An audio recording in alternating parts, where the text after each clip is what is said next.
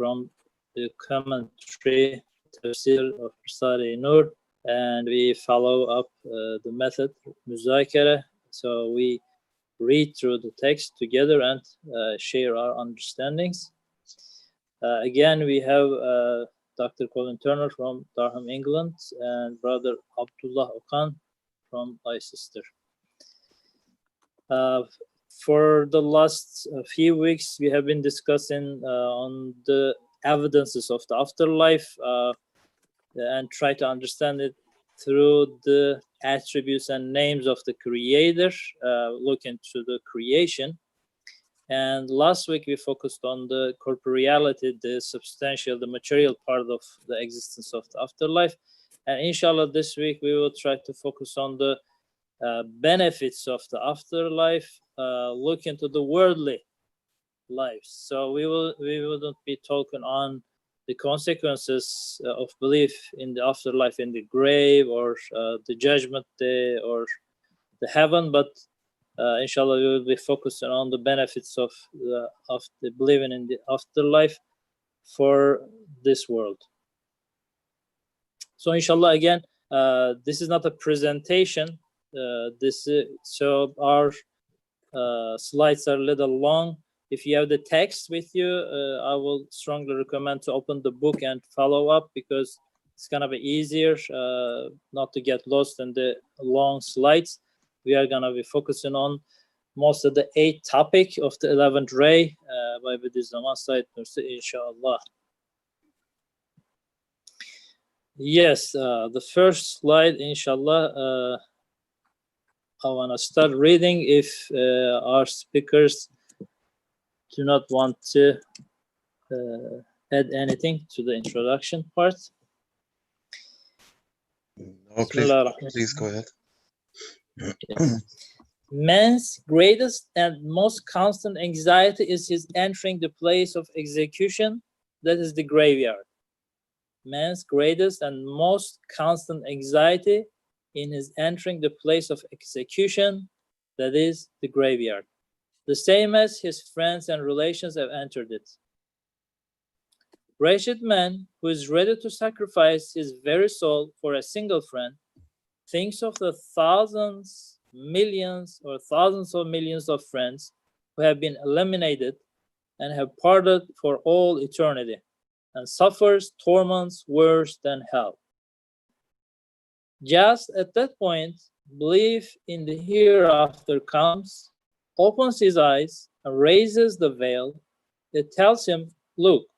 He looks with belief, iman, and seeing that those friends have been saved from eternal death and decay and are awaiting him happily in a luminous world. He receives a pleasure of the spirit that intimates the pleasures of paradise. So, as our first part, he kind of generalized this. So every one of us is less and more are going through these same feelings. Is that the fact? You know, some of the people looks fine, and they're enjoying their lives, and is the graveyard, the moment of death, is really a big issue for every one of us? That's the first question that came to my mind through reading it. And the second one, he's talking about thousands of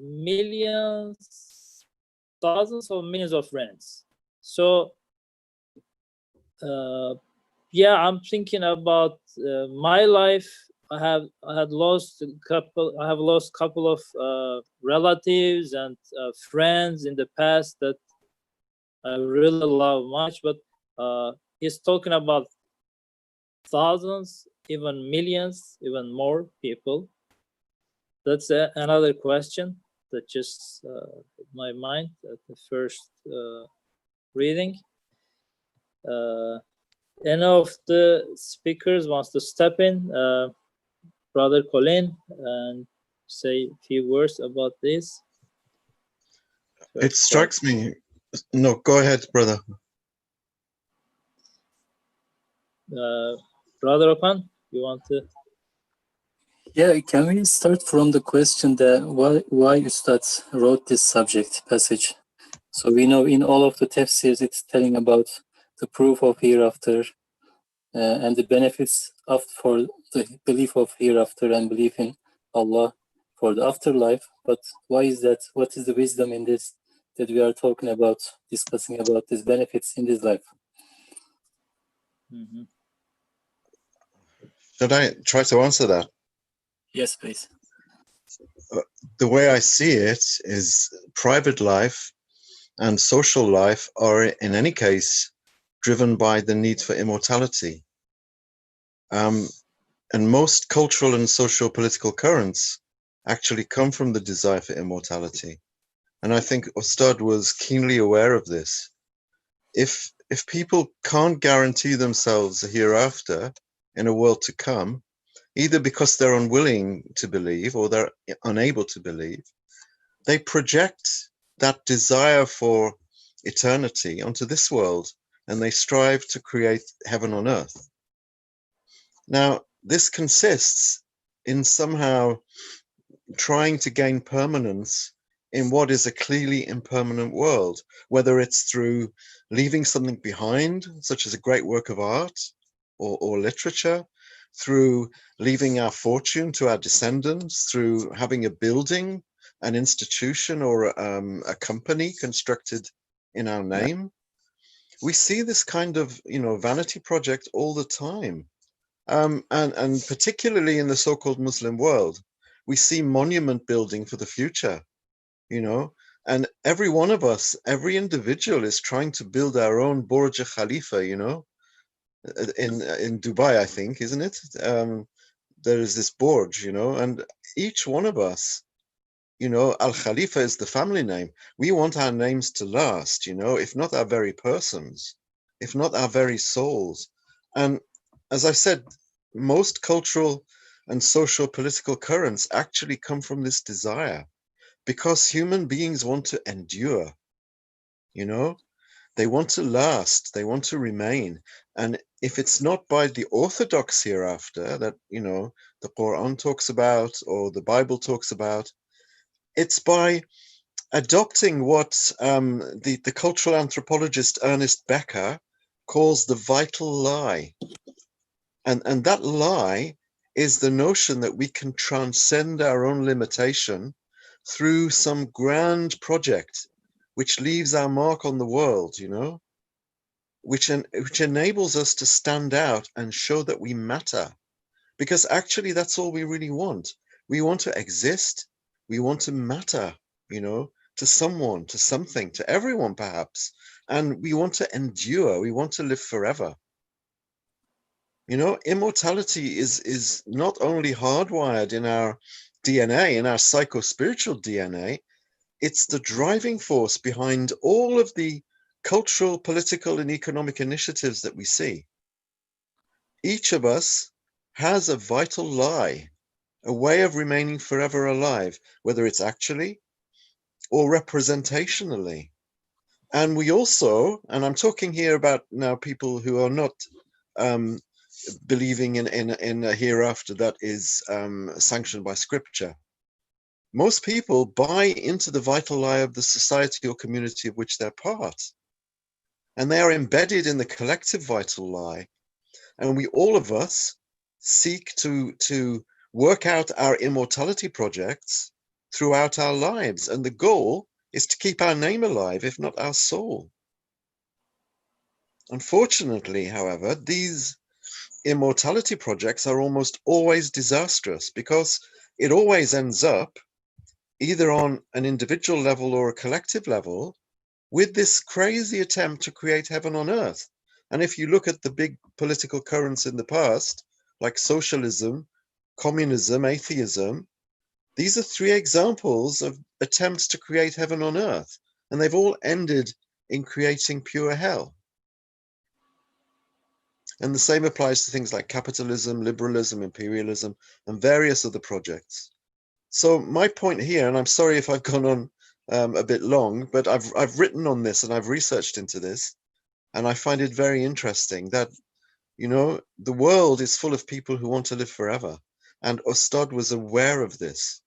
And he thought it was an extremely important human faculty to capitalize on and to rationalize and to explain. And that's what he does. And he does it perfectly. So, Colin, brother Colin, I'm trying to follow up. We, you know, in the daily life, we see people even pushing us this kind of lifestyle, you know, live the instant, get the, you know, instant pleasures, make the day, get the maximum pleasure out of it, the focus on the day, just do not, you know, think about past or future. So is this kind of not sincere, or are we kind of you know, buying into something, a fake offer? Because Yeah, it's as a you said, delusion. Yeah. on this, yeah, on the other side, we are trying to, you know, take selfies, you know, keep that moments, you know, put them aside, and so we are trying to give a fake continuity to those moments, even though Yes. we just talk about the instant pleasure, the current moment. Yes. You've said it Yeah, perfectly. You've highlighted the irony and the paradox. The paradox actually is, you see that people are trying to live for the moment, or so they claim. This is to anesthetize themselves, because if they're not living for the moment, they are thinking of, you know, their non-existence and their death, and that fills them with terror. And so in order to assuage, you know, the terror that they feel at thinking of their eternal non-existence, they have to anesthetize themselves and they have to self-medicate. And at the same time, as you very eloquently said, they are trying to prolong the moments, you know, the constant selfies, the constant attempts to remain young, you know. We know that cosmetic surgery now has absolutely gone through the roof.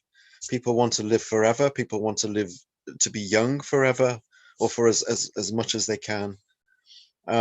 People want to extend their lives through what I've described, or what Becker describes as vital lies. These attempts to transcend our finitude, transcend our limitation. And you're right, you know, it's not sincere. It's part of this attempt to medicate ourselves out of terror, basically. What about these lost ones, thousands, millions, thousands of millions? Is this kind of our own past? You know, even though we're just trying to focus on those instant pleasures, make our day, you know, just get the maximum pleasure, but those things which we have left in the past kind of bothers us in the sense that, you know, it's not just a lost uncle, a lost grandpa, but it's kind of myself, my own life. So let's say 10 years ago, 20 years ago, I was a different individual. Now those are all good days for me. They're all gone, they're all dead. It's kind of part of my life is buried there and I can't bring it back. So is he pointing out this part of my life? Because it kind of sounds like exaggeration, like thousands and millions of friends have been eliminated and have parted for all eternity. So is he pointing out to all these individuals in the past? It kind of sounds like that. When I'm focusing on the present time. Okan, brother Okan, do you want to say? Yeah, first of all, I just want to contribute about the brother Colin mentioned that Ustad also explains it in the third flash in a very good way. So if you let me, Ustad explains, I just want to abbreviate it, and says humankind has a deep, intense desire and love and connection for eternity. and he loves and cleans everything around him with the assumption of eternal relationship. And if he thinks about it is temporary, it will end and depart from him, he cannot love this. So as Ustad explains in the third flash, so this is our basic, how can I say, basic emotion, that everything is binded with the love of eternal life. So this is also we can say that there's a connection between belief in hereafter and everything what we do in this life. So if there's a point of support, if we have a good level of iman, that we know that we will live eternal, so it will give us support in this world, in everything what we do. So if we don't have this faith, this level of faith, so everything will be problematic in our life, with all our relations, in our daily life, in our personal life, and with our family relations. So if we buy something from, when we buy a tomato, we want the best one. When we buy milk, we want the more natural one. So what is the reason? We want to live in a better place, better house. So the real reason is, the real motive behind this is the love for living for eternal life. So this is what makes belief in hereafter so important, so basic for happiness in this life. So this is the point that I want to contribute. So again, back to this advertisement of the modern life, usually we see on the product saying 100% satisfaction. So in that sense, I believe there's no 100% satisfaction if we just focus on the instant without believing in the afterlife, the continuation of this. So we talk about the past, right? It has all gone. Millions of individuals, memories, things that we are attached about our lives is now passed away. And then, as you said, if I turn my face to the other side, the future, it's kind of waiting the same destiny. The minutes I'm, thinking about the next minute, I have no guarantee. It's kind of bettering, spoiling my present enjoyment, because I have no warranty for the next minute, for tomorrow. It's just, again, spoiling my present enjoyment, even if I don't have any belief in the continuation of that enjoyment. Brother Colin, do you want to say a few words on this part? Something very quick before we move on is just that without the hereafter, without the true hereafter, life is hell, really. And it's because of this that unbelievers try to create a heaven on earth, while simultaneously, as we've said, try to block out the fear that confronts them whenever they think of the vastness of the grave that awaits them, and this sheer abject terror, which is caused by the prospect of eternal annihilation and non-existence. I also liked your likening of all of these countless friends and relatives that have gone. You've likened those to our own moments, the moments in our own life, which are, friends and relatives to us ourselves, the moments that we've lived in the past. They've all gone. The difference between a happy person and an unhappy person, I think, lies in being resigned, not to perfect happiness, but a kind of resigned contentment that in this world we will not have everything that we want eternally, but that there is an eternal world that we will get to, that we will come to in the end. If we don't have that belief, then life is hell. A friend was commenting on this very interestingly. He was saying that, the happier life you had, the better relations you had, the more lovely, family life, the other life you have, it's kind of giving you more and more pain if you don't relate it to the eternity, think about the continuation, or depend on the creator of that moment. It's kind of giving you more pain in this moment. So the better you had in the past, interestingly, it gives more pain in the moment. It's very interesting. I don't know. He was, focused on this contradiction between. Yeah, I think he's right. Absolutely right. So, inshallah, I want to move the next one if brothers do not want to add anything. Inshallah, we can move on. Yeah, carry on. Man's superiority over other living beings and his high rank are in respect of his elevated qualities, comprehensive abilities, universal worship, and his extensive spheres of existence.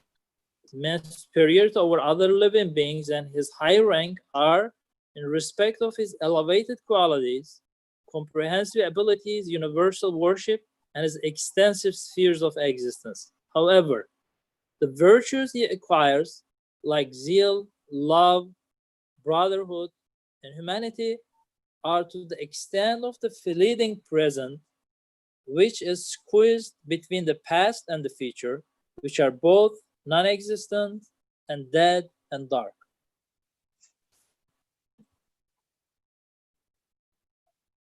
I can move on to the next one. It's kind of going on explaining it a little bit. I'll come back to this one. For example, he loves and serves his father, brother, wife, nation, and country, whom he formerly did not know, and after parting from them, will never see again. He will very rarely be able to achieve complete loyalty and sincerity, and his virtues and perfections will diminish proportionately. Then, just as because of his intelligence, he is about to fall headlong from being the highest of the animals to the lowest and most wretched, belief in the hereafter comes to his assistance. It expands the present, as constricting as the grave, so that it encompasses the past and future, and is as broad as the world, and shows the bounds of existence to stretch from eternity to posterity, from Azal to Abad.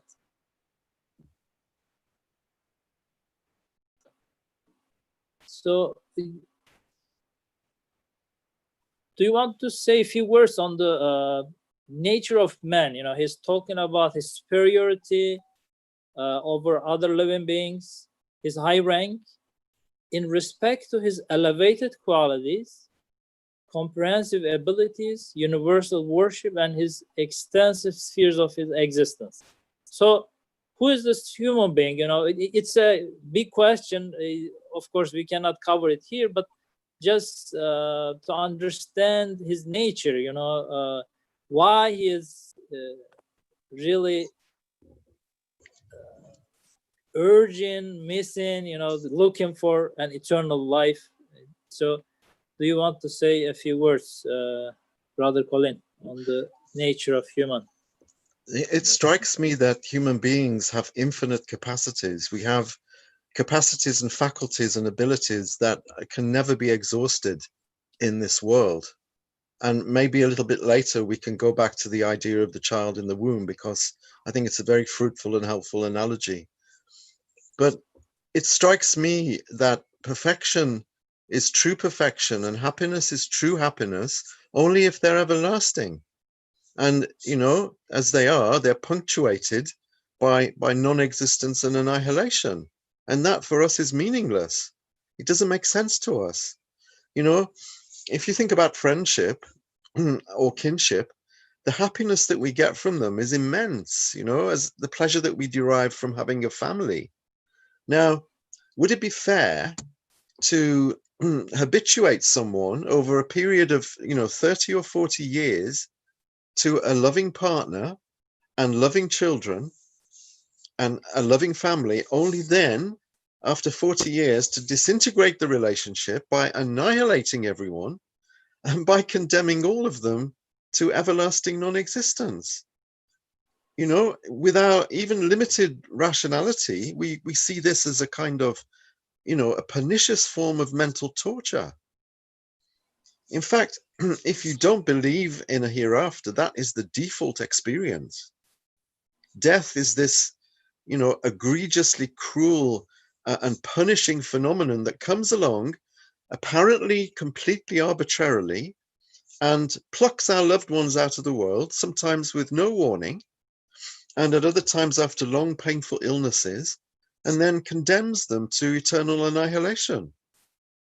You know, this appears to be the cruelest of cruel jokes, and it doesn't square with our sense of need for eternity, because, you know, we see that if we are thirsty, there is water.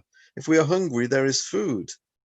Everything seems to have been, you know, taken into consideration for our comfort and for our fulfillment. And yet we desire eternality, and we die at the end of this life, and we're not going to be resurrected. We're not going to come back. It doesn't fit. It doesn't make sense. You know, believers find death hard enough, so you can imagine the terror that unbelievers feel. And as you were saying before, this is the terror that which can be assuaged only by this constant self-anesthetizing and self-medication. So yes, we are superior to other beings. We have feelings, we have senses, we have subtle senses as well as, you know, palpable senses. And we have faculties which stretch to the hereafter and which stretch across the universe. And they cannot be exhausted in this world. It doesn't make sense that this is the only world. So this desire for eternity, and we are the only creature that has this, is something which, if it's not fulfilled, makes everything meaningless.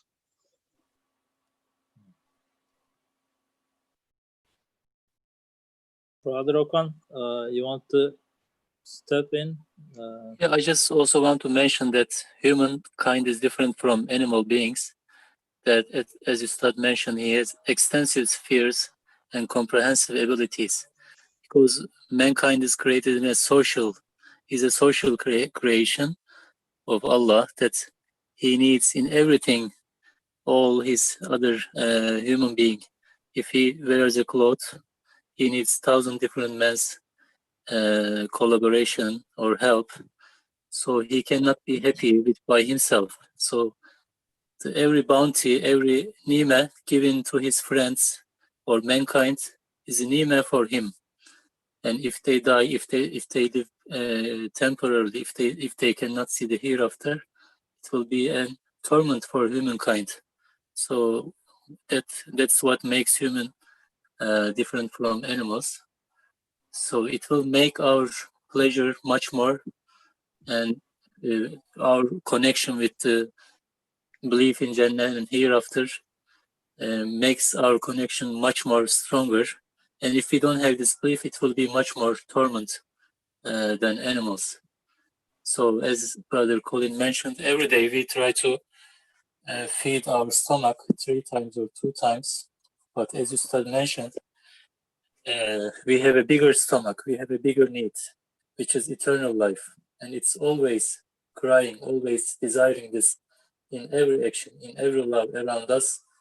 In its spaces, it says, I want the real eternal life. And if we don't feed this, there will be no difference between animals, and it will be lower than animal beings in this world. So again, if you consider our natures, we are concerned almost about everything around us. Is either it could be some whales or polar bears, you know, suffering at the North Pole, or some kids in the Africa. Kind of human being is attached, concerned, related to everything around him. But it's not just present time, as he is related to his relatives, generations, but it goes all the way to the creation of the universe and extends to the after the grave and to, the judgment day, to the heaven. So it's only with these concepts that we can describe him as a human being. As far as I understand, it is that comprehensive.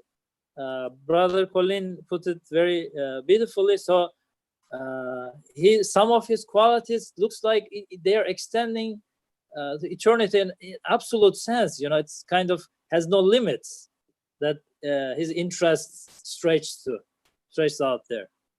So in that sense, how this shapes our personal life, social life, our interests,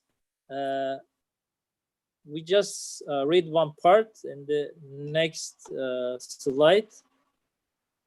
Let me read it again, if you don't mind.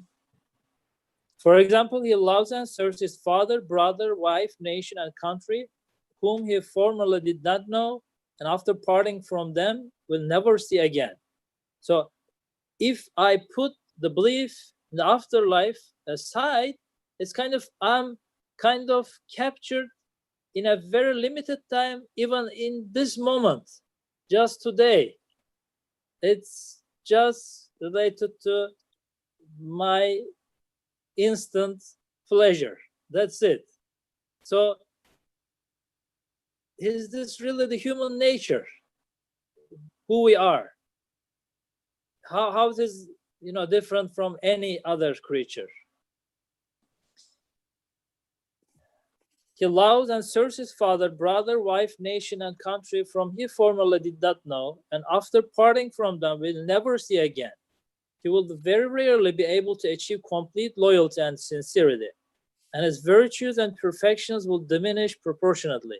Then, just as because of his intelligence, he is about to fall headlong from being the highest of the animals to the lowest and most wretched, belief in the hereafter comes to his assistance. It expands the present as constricting as the grave, so that it encompasses the past and the future and is as broad as the world, and shows the bounds of existence to stretch from Edel to Abad. Now he has a body, he has an existence, he has a life stretching to whole eternity. Thinking of his father being in the realm of bliss and world of spirits, and the fraternity of his brothers continuing to eternity, and knowing that his wife will be a beautiful companion in paradise also. He will love and respect them, be kindly and assist them. He will not exploit the important duties which are for relationships in that broad sphere of life and existence for the worthless matters of this world, with its petty hatreds and interests. His good qualities and attainments will advance to the degree he is successful in being earnestly loyal and truly sincere, and his humanity will increase. He becomes the most eminent and happy guest in the universe, superior to all the animals, and the best loved and most acceptable servant of the universe's owner.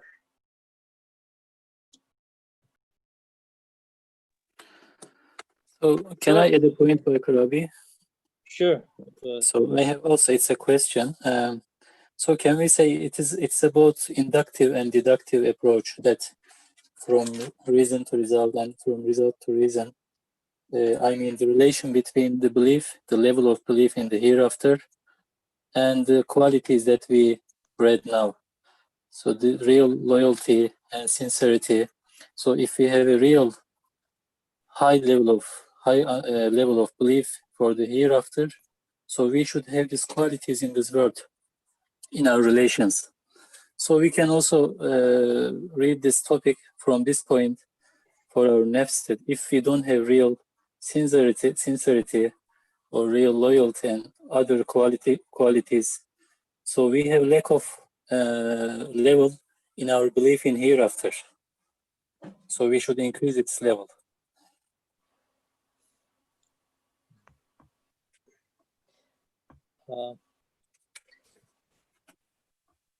he talked about some social implications. So I want to ask both of you, just trying to understand this. So, as believers, we had problems with our relations. We do mistakes, but I will take it, again from a personal point of view, starting from my own nafs.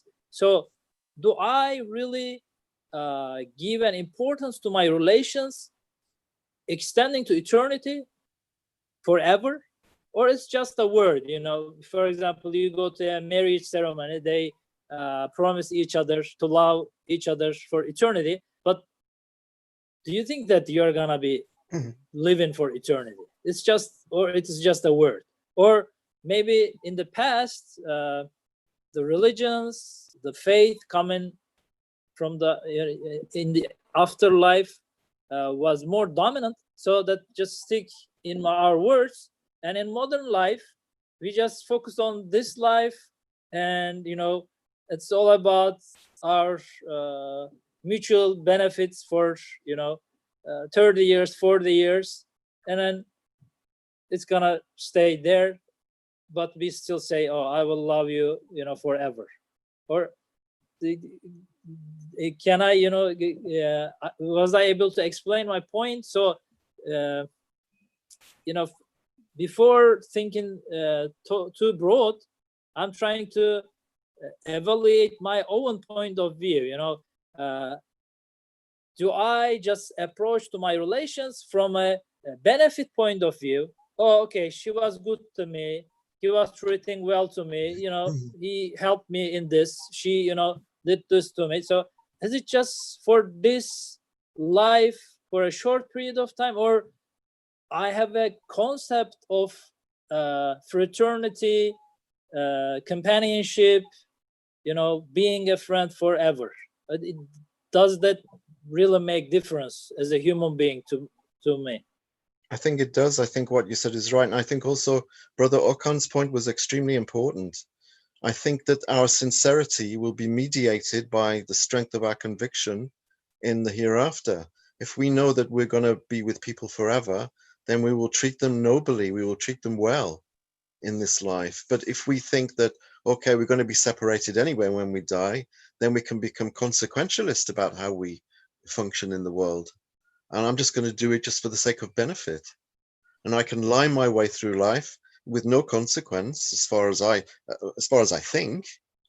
And I can do what I want because there's no comeback. At least this is how people act. People act as though there is only one life in lots of different ways, and lots of mutually hostile ways as well, as we've already seen, mutually contradictory ways. They say they live for the moment, but actually they're not living for the moment. They're saving up selfies, which is trying to preserve the moment. So it's full of contradiction.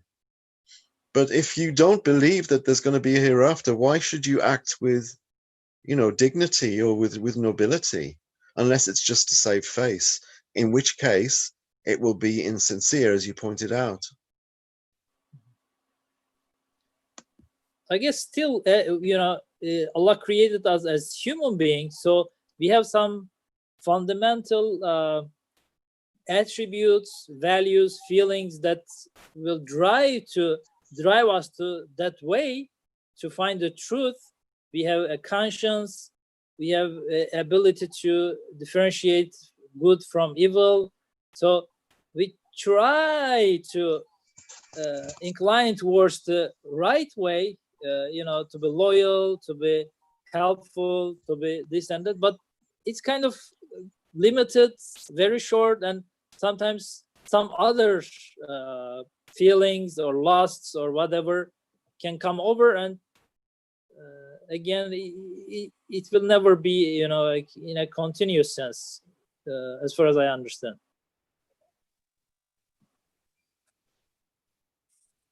Brother Okan? Yeah. No, let Okan say something.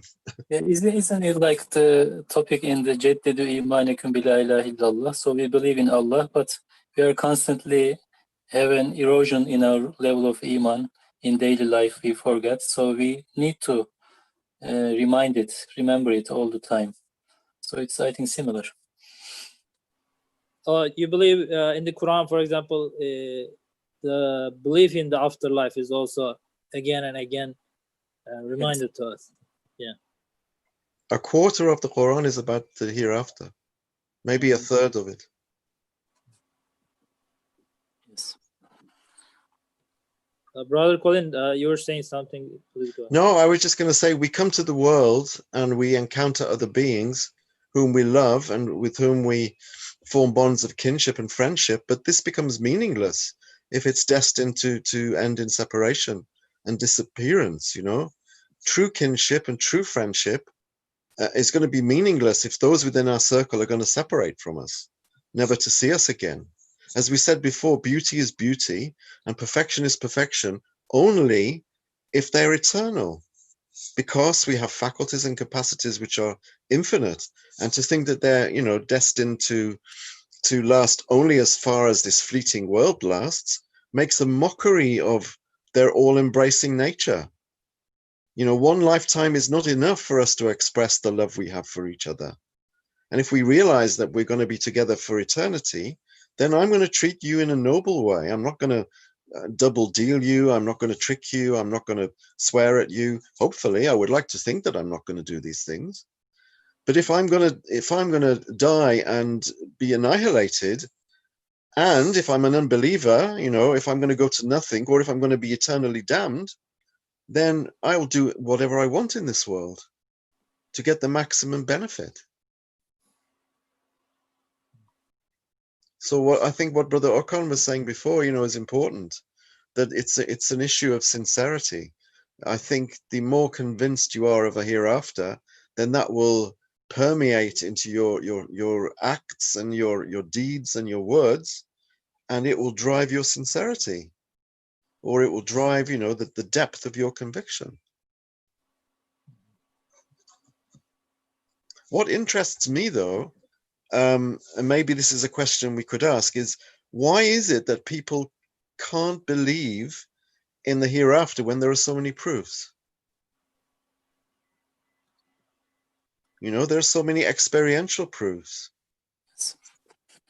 Yeah. And Ostad, you know, spends paragraph after paragraph, you know, treatise after treatise, speaking about these proofs that we see around us every year. For example, he talks about mini resurrections, you know, every spring. He uses spring as an example of the great resurrection in miniature. Every year, you know, hundreds of thousands of species of plant are revived and brought back to life after a winter of death.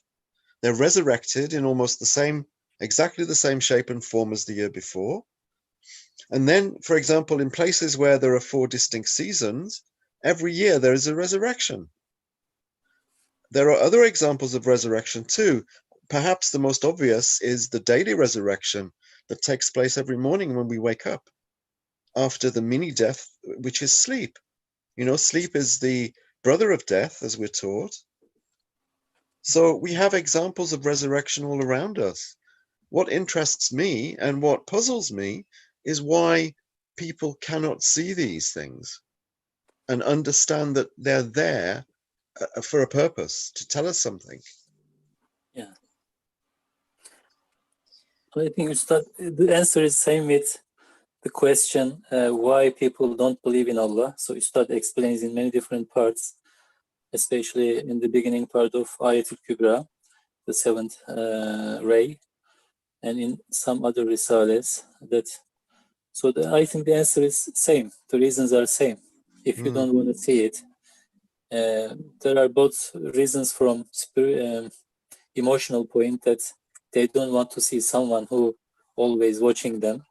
They want freedom. Nefis is created to have freedom. On the other hand, there is some intellectual problems in the intelligence in this century, especially with the science. Some people think that this is not. It doesn't make sense that there's only one creator who manages everything. But here, I think Ustad, this Risale, this section also addresses to the people who even don't believe in hereafter. Especially in the latest paragraphs, Ustad will explain that the people who are the rulers of the countries, even if they don't believe in hereafter, even if they don't believe in Allah, they should admit this. They should accept this, that this is the main motive of human being. If you want to have a better social life, a better, like a family, you have to establish belief in Allah and belief in hereafter. Ustad also explains this in the first parliament of Turkish Republic. He says, even if you don't believe in the hereafter, you should do this and that. Yeah. I think what you said at the beginning, though, when you just started to speak about Yes. not wanting to believe, I think is more, that has primacy over any intellectual obstacle that they put in Yes. you know, in the way of belief. Because intellectual, I mean, scientism, as we know, thinks that science can explain absolutely everything, but obviously we cannot bring God in a test tube in a laboratory. So it's ridiculous for them to expect that science is going to validate anything that we say about non-rational issues. But just on not wanting to, you know, and remaining blind to what we see. I said before that I wanted to talk about the child in the womb. And we know that this has been alluded to in some of the really great poetry of the Sufi masters like Rumi. You know, he has a wonderful poem. He says that if you were to tell a child in the womb that outside the womb there are skies and seas and deserts and forests and mountains and rivers, it would laugh at you and it would say that in its own experience, there's only darkness and blood, and there's no evidence of a world outside the womb. So, you know, the child in the womb is acting like the scientists today, the unbelieving scientists. And even if you look at the physical makeup of the child in the womb, you can see that there are members and organs and faculties that can't be used in the womb and which can only be used in the vast world outside the womb. An example is the lungs, and another one is the stomach. Neither of them can be used fully in the womb. And so they point to the existence of a realm beyond the womb where they may be put to good use. Now, we were talking before about our faculties extending to the hereafter. In this world, I think Brother Baikar was saying, you know, we have faculties that can take us in our imaginations to the very edges of the known universe and can take us beyond this life and can imagine heaven and hell. So we have these faculties which we cannot use in this world. We cannot exhaust them in this finite, limited world. So we are like the child in the womb with members and organs and faculties that the child cannot use. They can only use when they die, for example, from the womb and are born into this world. We have faculties in this world which can't be used until we die from this world and are born into the world beyond this life, which is like a womb. Exactly. I guess go ahead, brother. Yeah, you can go on, brother Michael. I guess a bigger part of the problem is also what we call ghafla, heedlessness, because while Ustad Nursi is comparing, you know, belief with disbelief, he always adds this ghafla, this heedlessness, besides the disbelief. So as we are believers, you know, defining ourselves, you know, we're believing in an afterlife, most of the time we are in need of reminding these meanings. We are still going for immediate pleasures, you know, this worldly, you know, lusts, and first of all, again, the instant pleasures, worldly happiness. Until now, I didn't see anything like Ustad Nursi didn't talk about the consequences of in the afterlife, but he's talking about our happiness in this life through believing in the afterlife. So we are also, I guess, very much in need of reminding these meanings to ourselves, and it should be at a certain point, at such a certainty that with a big yaqeen that It's like in the next room, I have the akhirah. It's like passing from this room to the other room. Otherwise, we keep failing in through our own lives. Always the first priority is this one. I most of the time resemble myself to a silly child going to the grandma's house. So there's some pastries and cookies in front of me, and she tells me, "Oh, I spent the whole day to prepare you a big feast. The real food is in the next room." And even I am as if I have no confidence. I don't believe her. I'm just stuffing myself with the candies. Do I have any doubt about her hospitality, her abilities to do to satisfy me through that food? No, as Brother Colin said, Allah subhanahu wa ta'ala, with all his attributes, showing us again and again, he's capable, he's able to bring the akhirah, and he's willing to, and he promised us, and again he's telling us in the Quran. So maybe while reading the Quran, those repetitions, we need to turn our face, look at the universe and see those things, and again try to increase, inshallah, our confidence. Otherwise, that still remains as a big part of the problem. Yes, there are some people denying the afterlife, but as believers that claim to have faith in the afterlife, most of the time we act like the same, as if we don't, as if it's just a hope or just a dream, just it's there to apply in a big crisis, or I'm broken. Oh yeah, in the afterlife this gonna be compensated. It's not like that. It is part of our creed, and it's kind of with the Tawheed, takes the half of the Quran. It's repeatedly reminded to us. It is the real one. It is the living one. It's not the one that is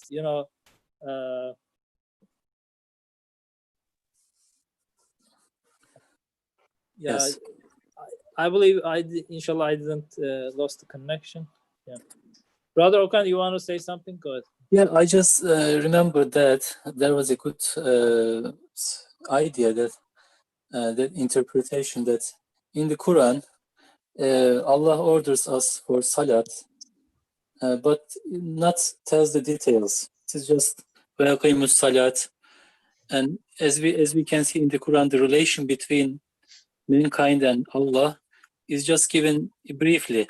But on the other hand, there is a verse of Quran, one page. It is Ayet-i Müdayene in Surah Al-Baqarah. It is just about borrowing money between Muslims. So, as a Muslim, I think which one is more important? Salat and Iman is much more important. But some interpreters say that the mankind has no problem in the relation with Allah. So if Allah orders salat, so we obey this. But in the relation between humankind, between Muslims, there may be many problems. So Allah orders us in detail. So in the same way, what I understand, so we believe in hereafter, but it has very crucial benefits for our relations in this world life, in our trade, in our relation with our wife and children and colleagues and etc. So because of that, maybe one of the reasons the quarter of the Quran is always telling us, reminding us about belief in Akhirah. Okay. I think that's a good point. Yeah, Brother Cohen, go ahead. It's a very good point. It's not just Quran, it's the whole of the Kitab al-Kainat, the book of creation, is also full of signs about Akhirah. Ustad can turn a tree into a theology lesson about the hereafter.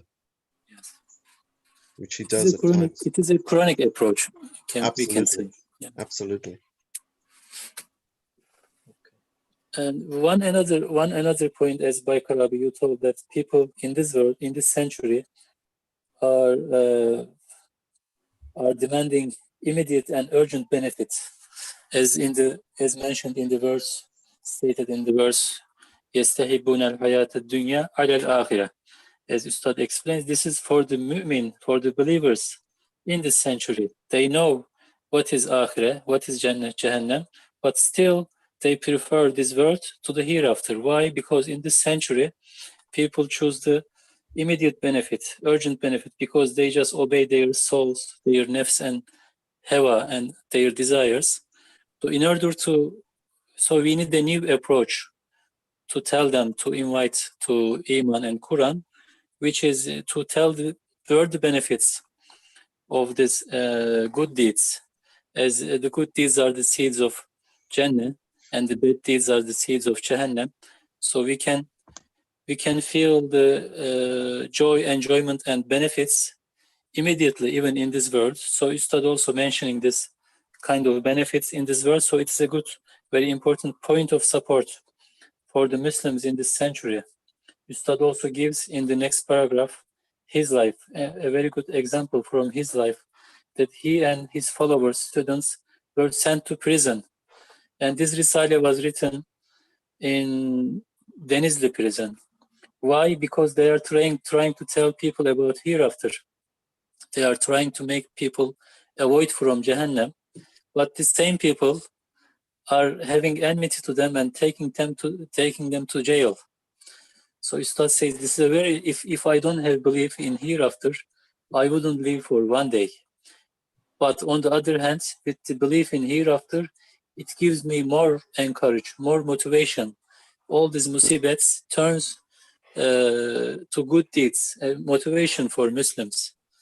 So we can see in Muslim life, if there is a good Muslim, if he has a good level of iman to hereafter and Allah, there is like just few people use that kind of psychological, how can I say, antidepressant pills and etc. So we can give many different examples. Thank you. We have very little time. Yeah, go ahead, brother. No, I just wanted to say it's a very good point. Yes. So I want to cover a couple of more slides, inshallah, before coming to end. This one example out of our personal lives. Belief in the hereafter is fundamental to the life of society and is the basis of happiness, prosperity, and achievement. It's only with the thought of paradise that children, who form almost a half of mankind, can endure all the deaths around them, which appear to them to be grievous and frightening, and strengthen the morale of their weak and delicate beings. With the thought of paradise, they find hope in their vulnerable spirits, prone to weeping, and may live happily. For example, thinking of paradise, a child may say, "My little brother or friend has died and become a bird in paradise, is flying around paradise and living more happily than us." The frequent deaths before their unhappy eyes of other children like themselves or of grown-ups will destroy all their resistance and morale, making their subtle faculties, such as their spirits, hearts, and minds, weep together with their eyes. They will either decline utterly or become crazy, wretched animals.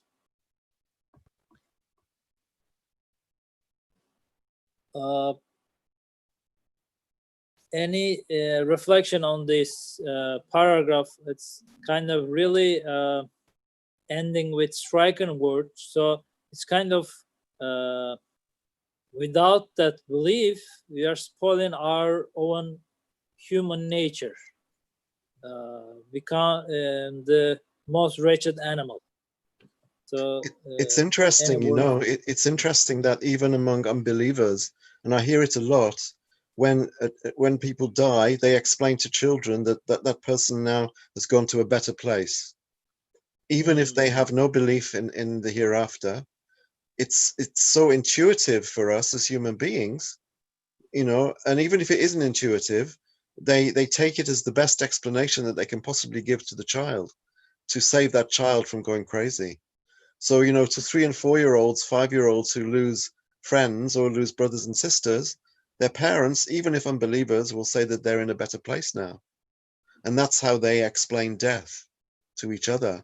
I mean, it happens in my old family, even my current family, non-Muslim, and non-believers and friends who are don't have any sort of stable belief. This is how they explain, and they don't see the irony.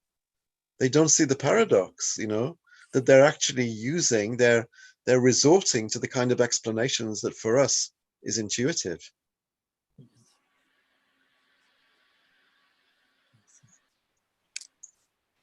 So what Ustad is saying is it pertains to believers clearly, but it's something that unbelievers also do.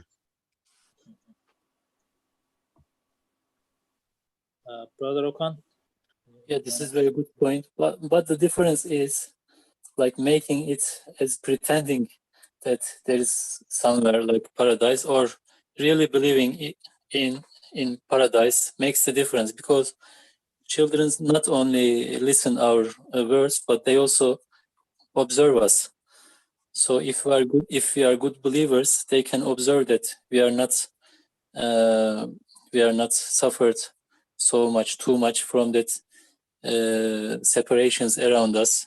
So they can learn from us that there's a real life, because my mother and my father are standing against this, even the harmful, most difficult problems such as that. So they understand there's a real hereafter, and they don't hide themselves behind these toys. Of course. If they hide themselves behind toys, when they grow up, so this is maybe one of the reasons why people don't believe in hereafter, because in their childhood, they didn't get a strong fundamental of belief from their parents. Yeah, so you're absolutely right. Even for the Muslims, it is very hard if they don't get from their parents a strong education or atmosphere of belief in the family. It is very hard. Like it is as if similar with they are unbelievers when they grow up. You're But absolutely right. You're absolutely right. If you've listened to stories as a child, when you grow up, you're going to say, well, they were just stories. My parents just told me those things just to assuage me, to assuage my grief, basically. So maybe all the bad deeds of an adult, if we go deep, we can see the problems, that kind of problems in their childhood. Their parents hide themselves because they weren't believing hereafter, or they weren't living accordingly. And Ustad also says, when I was 1 year old, I get the most important lesson from my mother's lisan hal, which means his actions, not from his words. And I get on my 70-year-old, I get from different 7,000 teachers. I learned many things, but everything was based on what I learned from my mother when I was 1 year old. So I don't think that Ustad's mother take Ustad and told him this is hereafter and this is Allah and this is everything. But Ustad saw from their actions and spirit and benefited in his childhood that there is a hereafter, there is something bigger than the troubles of the world. So I think this is a very important point for the generations, even for this world. Thank you. This was very important. Yeah, most of the time we ignore their needs and we think that, they don't understand that. But for example, just from my own experience, I remember just the minutes, days of my grandfather before he passed away. That's the only memory I have, and I was like 3 or 4 years old. And you're aware of that. You remember that. It's just the human reality. It's very important. Thank you. Brother Colin, you were saying something. Sorry. No. I was just saying it's an extremely important point. Yes. So, inshallah, we are our time is over. I just want to go over this last slide, inshallah, before ending. The realization of the truth of resurrection and its occurrence are as certain as the elevated reality of humanity and its universal need. It's clearer even then, the evidence for the existence of food offered by the existence of need in man's stomach and tells of its existence more clearly. It proves too that if the consequences of the truth of resurrection were to quit humanity, whose nature is extremely significant, lofty, and living, it will descend to being a corrupt corpse fed on by microbes. Any comments, reflections before we close, inshallah? Okan abi, you want to do a dua, inshallah? So we are closing. Yes. Okay. سبحانك لا علم لنا إلا ما علمتنا إنك أنت العليم الحكيم وآخر دعواهم أن الحمد لله رب العالمين. الفاتحة.